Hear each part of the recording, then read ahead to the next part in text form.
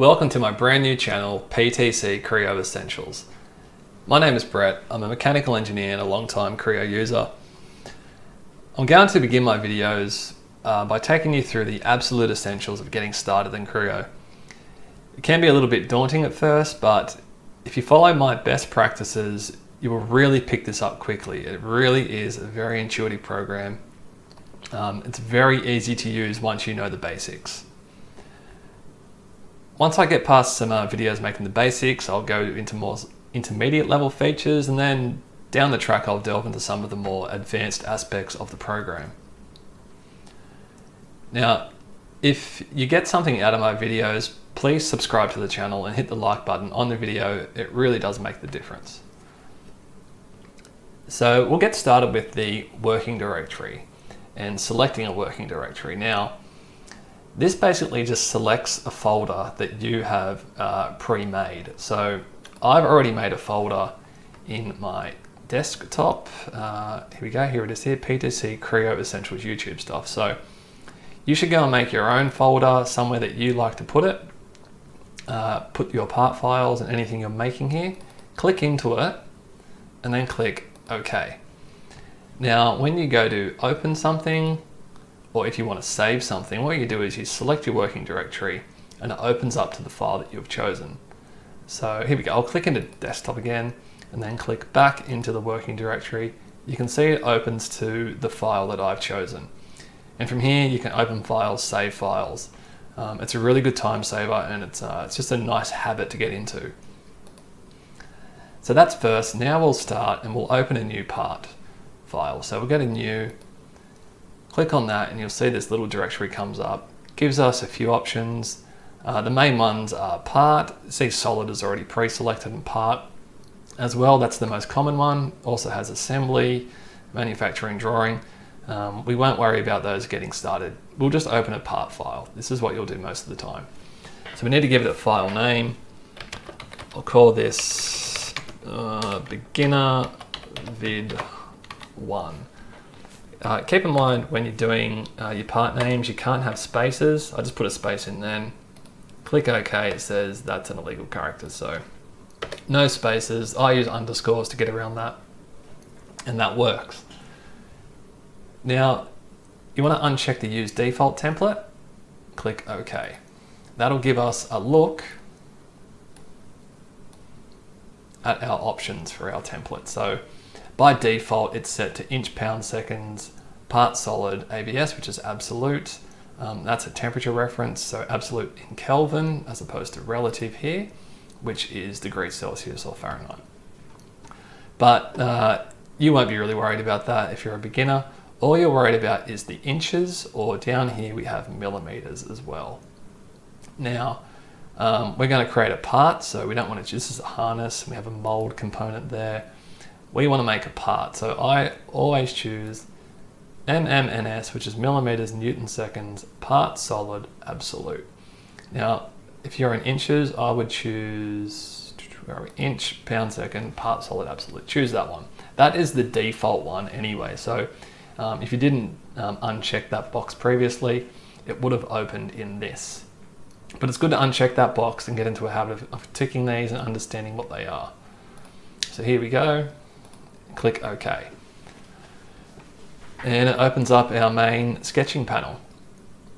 Now, as you can see, there's a lot going on initially. I'm going to turn off most of this stuff. I'll turn off the spin center. I'll turn off the coordinate system in the middle there. And I'll leave the plane display on. So these are our planes. And there's 3 of them. Let me highlight them so we can see when we're spinning. There's 3 of them.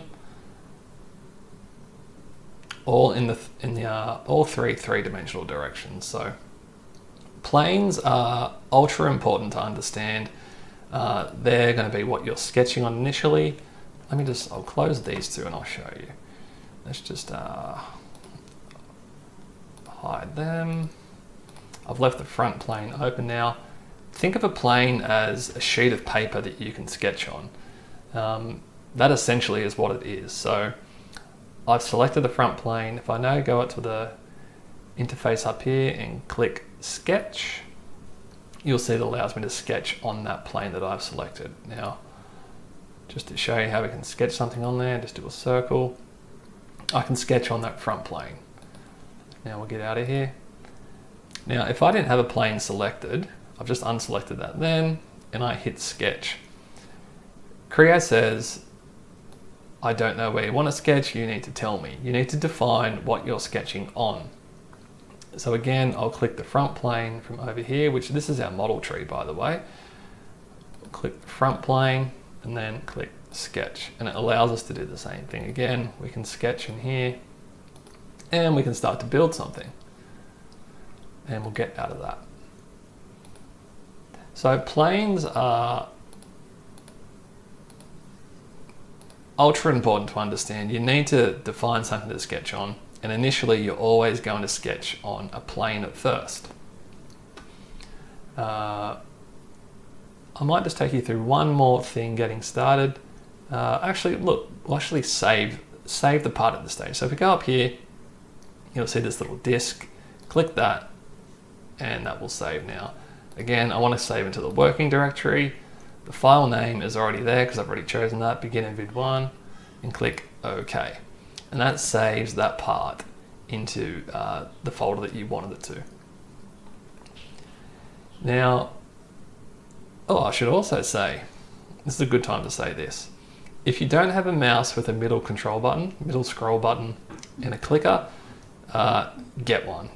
You really need one to use these packages. It just makes it so much easier.